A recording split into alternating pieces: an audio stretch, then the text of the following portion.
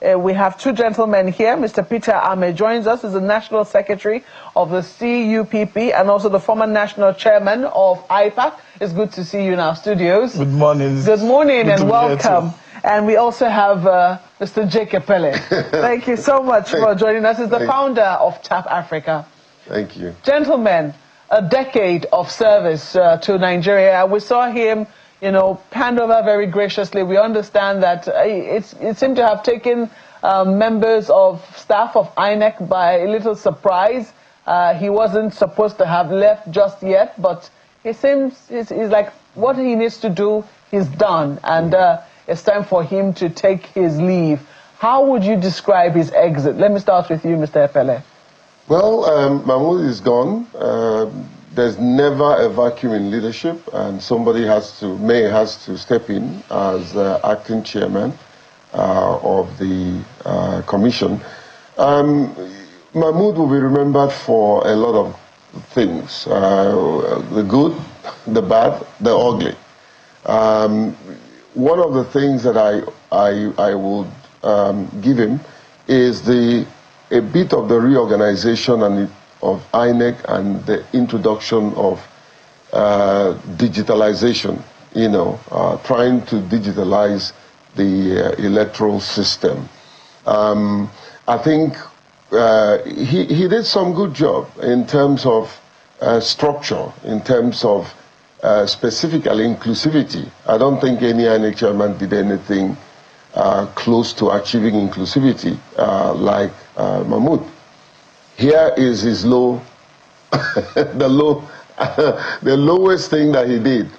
The greatest impact that will haunt him is how he handled the 2023 election. I don't think he did absolutely well. I don't think they were able to fulfill the promises that they made, you know. So we saw him over-promising and underperforming.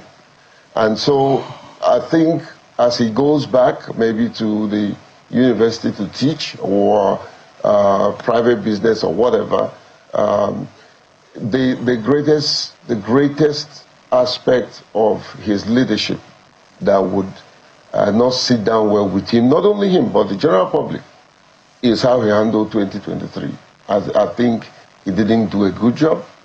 And that's why I said more that you are known for two things: either the problem you created or the problem you solved. You know, and in that case, in that manner, he solved a lot of problems, but also created a lot of problems. So whoever is stepping in now, which I don't think will be May. May is too straight. To be honest with you, I know her. She's too straight for even the organization she's working for. And I don't think the politicians want to risk retaining her as INEC chairman. And I'm waiting to see, I may be wrong, you know.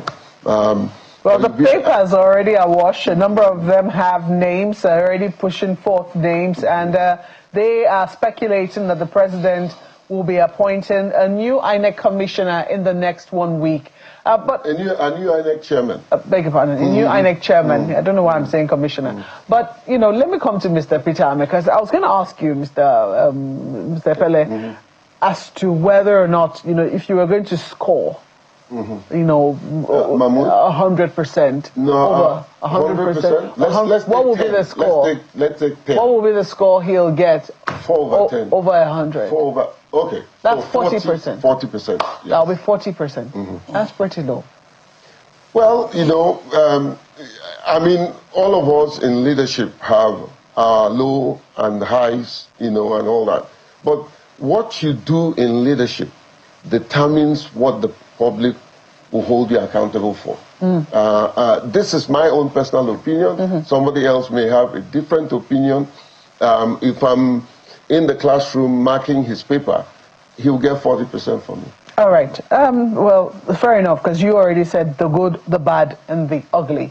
I'm just wondering if Mr. Peter Ameh will be as miserly or maybe a little more generous with marks will you be? No, it's not about being generous. It's about the facts. If we lay them bare to the table and put it before the Nigerian people, I thought it would have been the generous one. You know, the civil society were very fond of Mahmud and some of his decisions. For me, I think Mahmud... Politicians were not? No, the opposition suffered under Mahmud. Mahmud wasn't even accommodated when it comes to opposition or multi-party democracy. All he wanted was to crush it. The high adversary was much. Look, Mahmud spent 10 years at the commission. Leaving that place, longest chairman. Leaving that place, you'd have seen the lowest of the junior staff and all the staff celebrating. You know, what you see was an elitist escort to protect him from the anger that was in the commission. The high-handedness was much. There wasn't any interaction, any essence to build capacity for staff. There wasn't any, interest in trying to uplift the spirit of the commission. And when you talk about the commission is independent National Electoral Commission. Primary duty is to undertake, to conduct and organize election. And for those periods when Mahmud was in office, there was this issue of corruption, this mismanagement of our electoral cycles, and the legitimacy that comes with the election was backslided. It was a disastrous period for us. If you look at the Edo State election, you discover that there were 2 result sheets under Mahmud. And they said they're not printing the result in Nigeria. Is that why the problem has now become that the fact that politicians now, get insight into what the INEC will do on election day? Mahmud 2023, the conduct of 2023 election is a bitter taste in our mouth, in everybody's mouth, and that would be what he will be remembered for, and how he handled that election, the promises that he made, and how the end of the day those promises were not kept. And the worst of it is that when you run an institution that's supposed to be an institution that will be respected when it comes to accountability and transparency, Mahmud was supposed to now say, oh, this had happened. I made promises that elections will be transmitted, from ECA will be done through the IRF portal and all the rest of it, but we failed, maybe because of the glitch that you claim happened.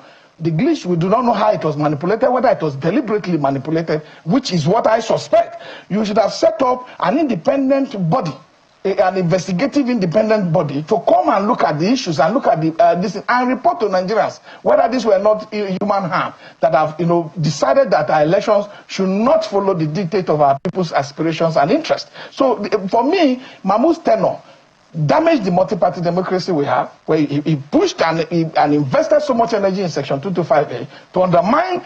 Look, where are the parties speaking? They have weakened the party structure. He has weakened everything that has to do with them.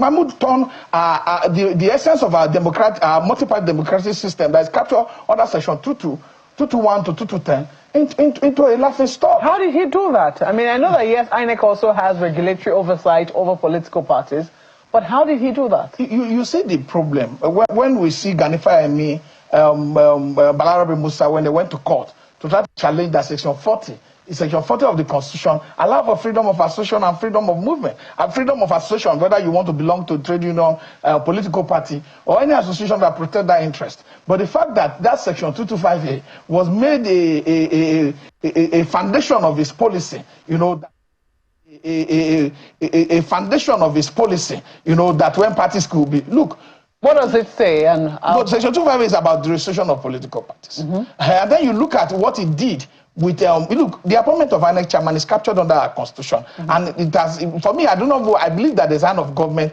in its removal. I believe that. Because I know the way he left, and with the rumor we're hearing before now, how he left the office. And for me, I think how he left, how do you mean? Because for what we understand, he decided to step down, and the president, wished him well, and even gave him a national honor. There was a report. Why are you giving national honor to a man who conducted the election? That is why we're talking about how to make sure that INEC is removed from the appointive authority of the president. Because why are you giving national honor when he's leaving on the day? But what did you say? Perception. Perception is very clear. It's not what I read. We read it. That the INEC chairman will be forced to leave a month before his election. It was on all the papers. And he didn't come out to say anything. And he went on to make promotion 1 month to his end of his tenure. And we woke up yesterday and he's leaving.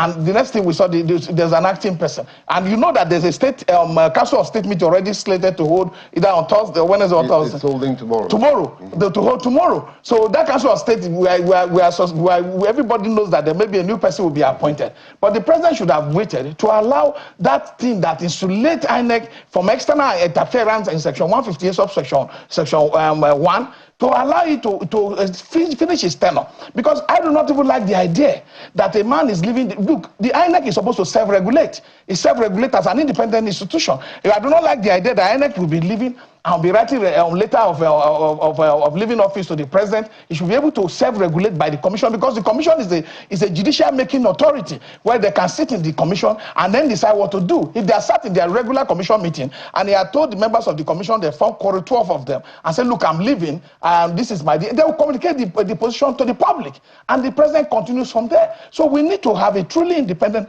institution that conduct our elections, because for what we have today is quasi. It's not a democratic institution. It's not an independent institution as is stated in the Constitution. And we must get that very clear. So if I get you correctly now, you as a member of a political party and also as a politician who has been in IPAC and also, yes. I was two-time National Secretary of IPAC, two-time National Chairman, so I was there for quite a while. So it means that you saw nothing good in his tenure?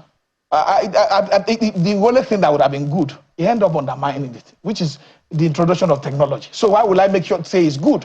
Because it never performed the purpose of which it was set out to perform. Because you set up the technology to be able to arrest that manipulative tendencies of people in power to go to collation center and rewrite our results and manipulate the from ECA to suit the interest of those in authority. What you should have done was what he wanted to do with the introduction of technology was to allow elections to end at each of the polling units, because accreditation is done in the polling unit.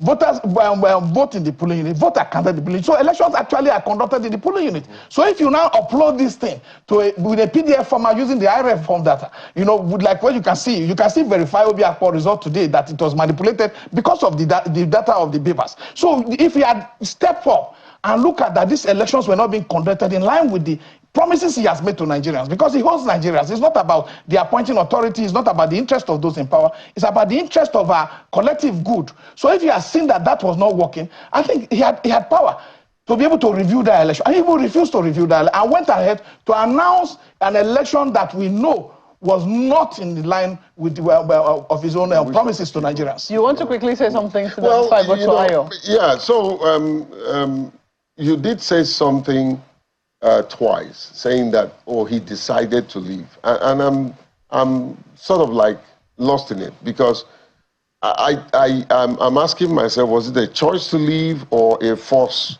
for him to leave? I believe that the latter is the case. He was forced out of office. Yes, he was forced out of office because they wanted to prepare the process and the person that they want to take over INEC. Peter is absolutely correct. One of the things that I see in the 10 years of Mahmud leadership was a missed opportunities. He missed the opportunities to carry out what would have been the best election in the country after June 12. He missed the opportunity of truly reorganizing INEC and making INEC independent. He missed the opportunity of being himself as independent umpire than a dependent political stooge. Period. Ayo, any questions? Definitely, Mahmud. I have two questions for the gentleman. So let me begin with this one. Gentlemen, we have had since 1999, this is the third INEC chairman that is outgoing. We had Professor Maurice Iu, we had Professor Tahiru Jega, and we have had Professor Mahmud Yakubu. So let me begin with you, Mr. Ameh. In your opinion, between 1999 and over the past 10 years, have we made progress?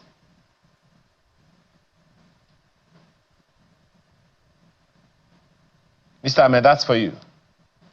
I wouldn't deny the fact that the introduction of the card reader under the Jega made some little of progress. But the problem is that why do I not want to score that we've made progress? Every time we try to take one step forward, we take another 50 steps backward.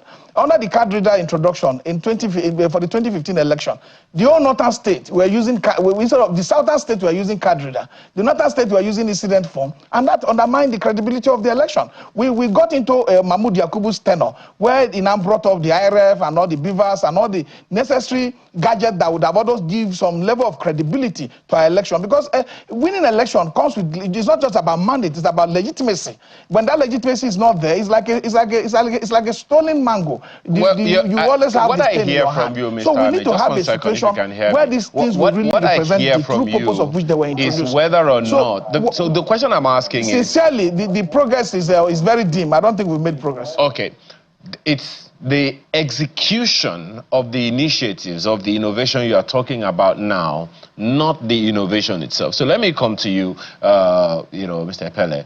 Do you think we have made progress since 1999 and over the past 10 years of Professor Yakubu?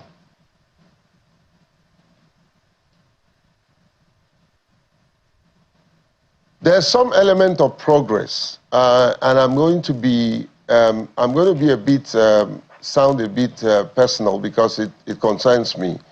I think one noticeable progress that we have made was the true introduction of inclusivity. Yes, the execution has some problem, but there is a deliberate effort, and that is one tick off that I will give Mahmud. He had a genuine intention to introduce inclusivity in the electoral process, and he also worked on the framework. However, there was a disconnect between all that he did and his men in the field, who are to execute and introduce that's your last statement. We didn't have apologies. That, yeah, Mr. Epelle. So in just that one second, area Mr. Epelle. Mr. Epelle, just 1 second. The last statement that you made, the men on the field, leads me to the next question, my second question, which is, and all of you, both of you gentlemen and the entire electoral community have spoken about the fact that INEC does not have total control over the entire gamut of our electoral community. The INEC doesn't control security. INEC doesn't have any power at all over any political party other than to proscribe them or whatever it is. And even in some cases, there are political parties that undermine the process that INEC is involved in. So do you think, in your judgment, gentlemen, of what Professor Yakubu or any INEC chairman will be able to achieve, that will factor in the political considerations, or rather the other difficult circumstances under which any INEC chairman must operate, particularly the indices or parameters that he does not have control over? That's, you go first, Mr. Epelle.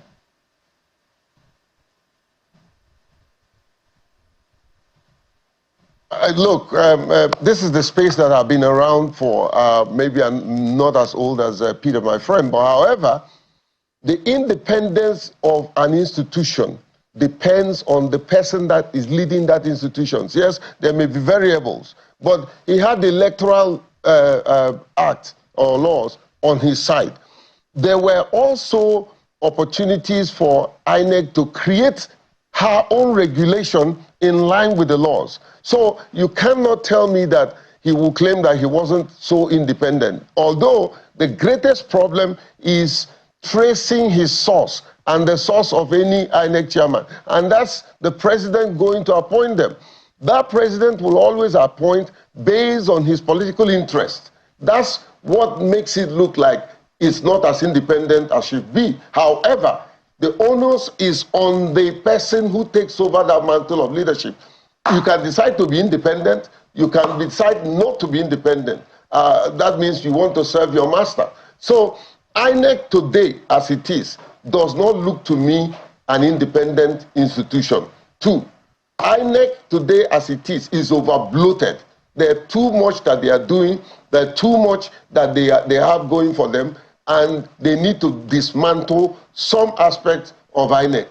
There's too much political interest, where you have politicians appointing national commissioners and insisting that what are you talking about? Card-carrying party loyalists are appointed as INEC national commissioners. What do you expect? Some people are saying maybe that's not a bad thing at all, that maybe we should actually have card-carrying members within INEC, and that they should be a part of the commission. There's no way that person will play a fair umpire. It's not possible. No, but that every political party should be represented.